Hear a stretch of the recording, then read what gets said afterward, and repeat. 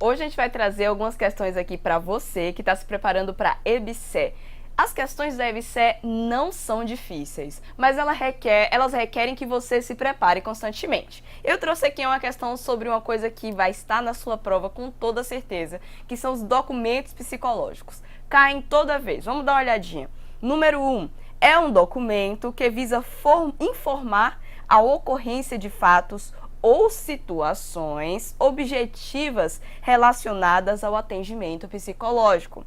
Número 2, é um documento fundamentado e resumido sobre uma questão focal do campo psicológico, cujo resultado pode ser indicativo ou conclusivo. E número 3, diz que é uma apresentação descritiva acerca de situações e ou condições psicológicas e suas determinações históricas, sociais, políticas e culturais pesquisadas no processo de avaliação psicológica. Essa questão aqui, ela dá 3 descrições de documentos diferentes e o objetivo é que você consiga identificar qual é o documento que elas estão falando. Então aqui tem dizendo que, de acordo com algumas das modalidades de documentos psicológicos, assinale a alternativa que representa corretamente as definições apresentadas. Eu sei que você é fera em documentos psicológicos, eu não vou nem mostrar as alternativas para você. Vamos trabalhar aqui junto.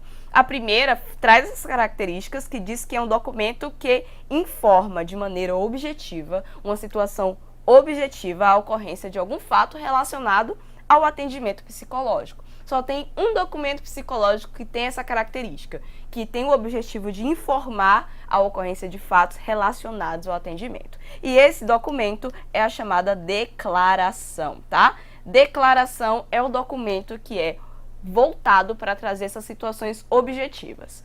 Na segunda opção, diz aqui que é um documento fundamentado e resumido. Olha só, essas características são bem importantes.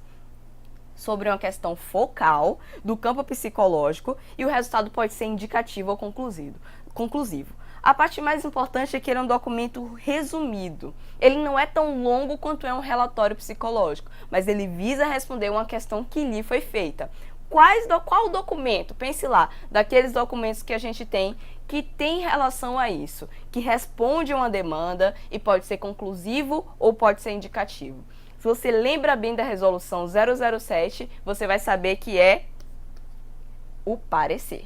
Você sabe muito bem que é o parecer, que é o único que tem essas características. E o último ficou fácil pra gente, que é um dos mais comuns de cair, que é o documento mais amplo que a gente tem, que tem maior capacidade de descrição, que é um documento chamado laudo ou relatório psicológico, tá? Bem fácil, laudo ou relatório psicológico, porque ele é o único que tem essa capacidade mais ampla de trazer essas determinações históricas, sociais, culturais, políticas. Toda vez que vocês verem essas descrições assim, vocês já podem associar o laudo psicológico. Vamos dar uma olhada agora nas opções para saber qual é que se parece com aquela que a gente definiu.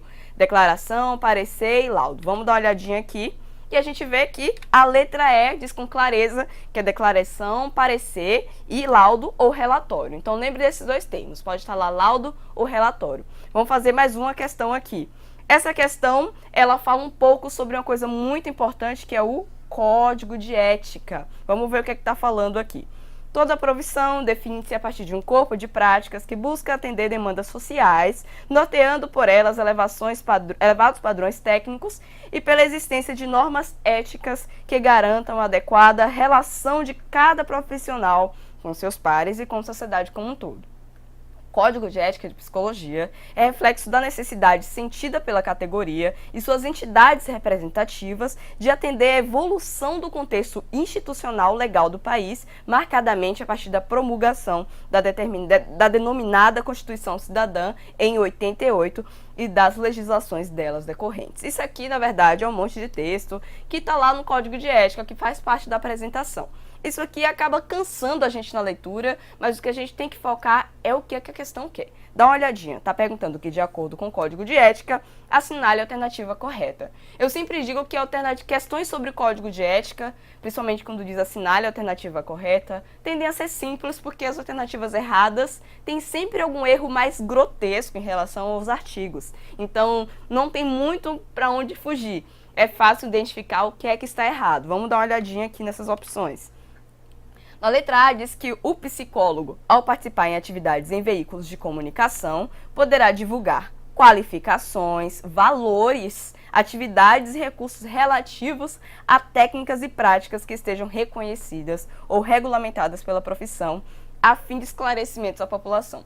Veja que até certo ponto aqui faz sentido quando a gente fala que são práticas reconhecidas, regulamentadas, que ele pode falar sobre as qualificações, mas veja que não tem no Código de Ética sobre falar sobre valores, até porque isso é uma coisa muito multideterminada, né? Então isso aqui não está correto.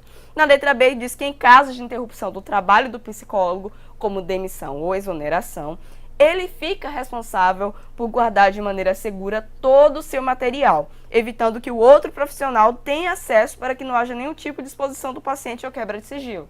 Gente, não tem como isso. Imagine que um psicólogo trabalhe para um hospital e ele foi exonerado do cargo. Não faz sentido ele levar todos os documentos daquela instituição e guardar para si, sendo que um outro profissional vai dar continuidade às atividades dele. Então, lá no Código de Ética, está falando justamente sobre como isso acontece, ele passa esses materiais para o próximo profissional. Então, isso aqui está incorreto, tá? Na letra C, diz que, de acordo com o artigo 7º, o psicólogo não poderá intervir na prestação de serviços psicológicos que sejam sendo efetuados por outro profissional. O psicólogo pode intervir dentro de algumas situações específicas, mas ele pode intervir. Então, isso aqui também está incorreto.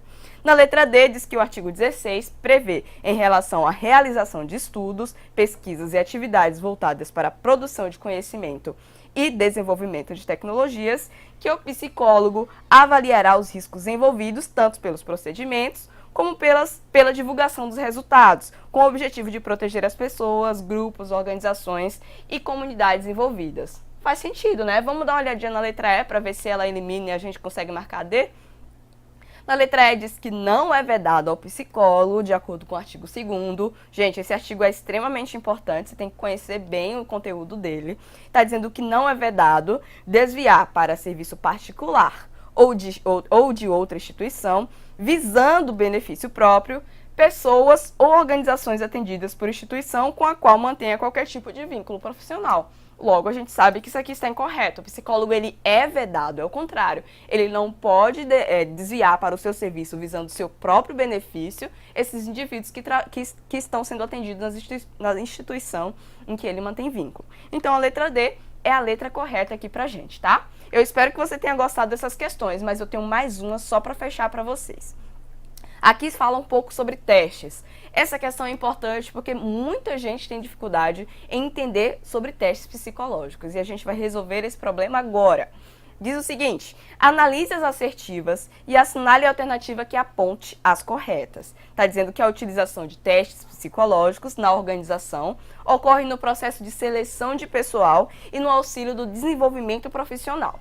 No entanto, na escolha dos testes psicológicos, deve-se considerar os seguintes aspectos. Vamos dar uma olhadinha. O primeiro diz que se os testes apresentam condições de validade científica, a gente considera isso? Com certeza. Os testes têm que ser válidos para serem aplicados, né? Então, isso aqui está corretíssimo. Número 2, se eles oferecem condições de sensibilidade, o que é que isso quer dizer? Adequação ao profissional que será examinado.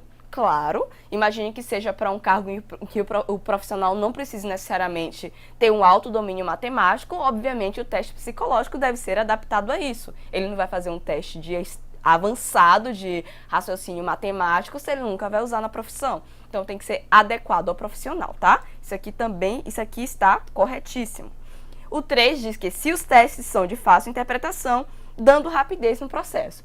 Bom, de fácil interpretação, a gente tem que considerar o teste ser adequado à população que a gente vai aplicar. Mas não necessariamente que ele seja de fácil interpretação com foco na rapidez do processo. Então, isso aqui não é uma coisa que necessariamente nós olhamos. No 4 diz que se eles são precisos, ou seja, coerentes entre si e constantes na medida. Lembre-se de que precisão, a gente está falando aí de fidedignidade, que também é uma característica muito importante. A gente tem aqui que corretos são 1, 2 e 4. Vamos dar uma olhadinha se a gente tem essa alternativa. A alternativa aqui, letra E, 1, 2 e 4. Espero que você tenha acertado em casa. São questões que são muito frequentes nas provas da EBSER e que agora eu tenho certeza que você não vai errar mais. Te vejo na próxima. Tchau!